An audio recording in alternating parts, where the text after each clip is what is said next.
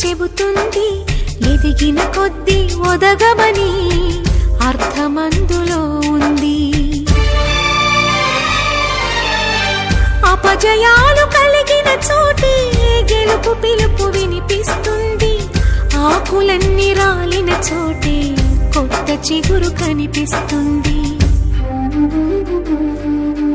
మౌనంగానే ఎదగమని మొక్క నీకు చెబుతుంది, ఎదిగిన కొద్దీ ఒదగమని అర్థమందులో ఉంది. అపజయాలు కలిగిన చోటే గెలుపు పిలుపు వినిపిస్తుంది, ఆకులన్నీ రాలిన చోటే కొత్త చిగురు కనిపిస్తుంది.